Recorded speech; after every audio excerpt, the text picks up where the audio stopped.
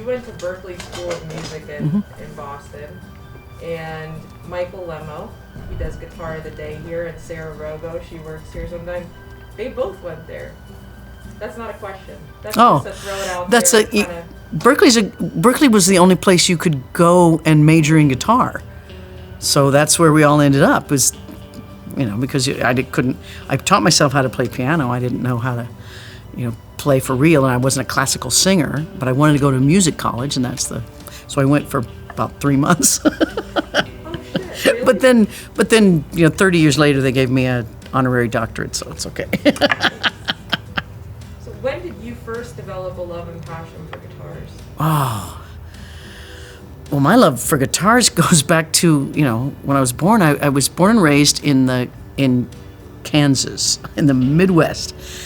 And I was born in 1961, so I grew up in the 60s and 70s, the prime rock and roll time. And there was nothing else for me to do but listen to the radio and then watch television. And my first introduction to guitars was, the Archies, was the comic strip.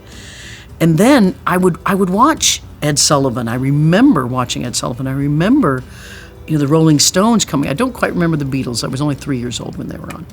But, the Rolling Stones, Janis Joplin, the late 60s, I completely remember seeing on Ed Sullivan and all the David Frost, all these like shows that would have these rock and roll artists on, and I would see them play.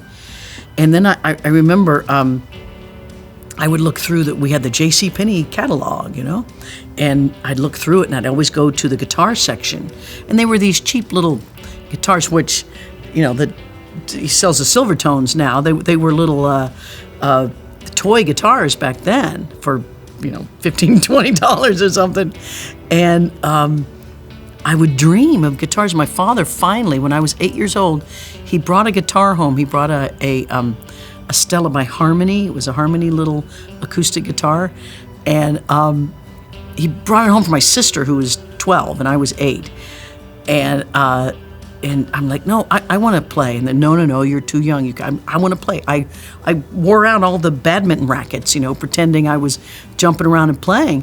So I begged, and finally my father, told the guitar teacher, no, she really wants to come in. And the guitar teacher said, well, her fingers are going to bleed and she's going to stop. But she can come in if she wants, And so I came in, my fingers bled, but I didn't stop. I kept going.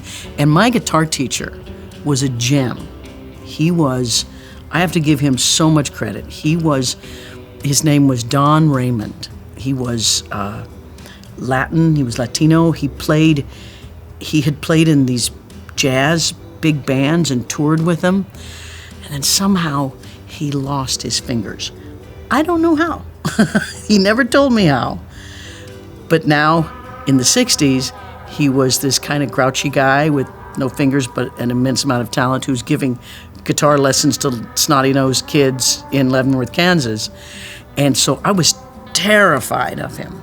Yet every day he would teach me, and he taught me the Mel Bay, method of guitar playing, and he taught me the notes and the chords. He taught me how to read, and he finally, after a couple of years of me playing, he would loosen up and go, okay, you're doing okay.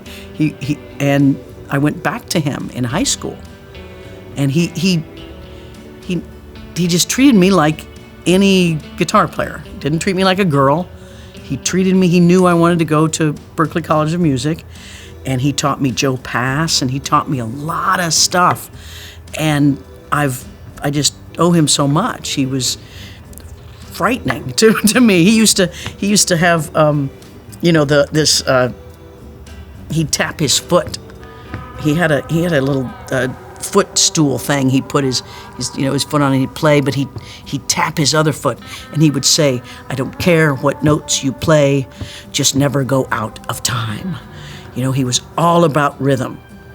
And that, to this day, ask any drummer, any musician who's played with me, they'll say I have incredible rhythm, and it's because I was scared to death to go out of time. He was amazing.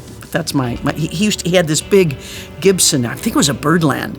Oh, it was gorgeous. I would just come in and just, and he would do with his little, he could play left-handed and right-handed because he got his fingers cut off. I don't know how. And that was frightening too to a child, but I learned.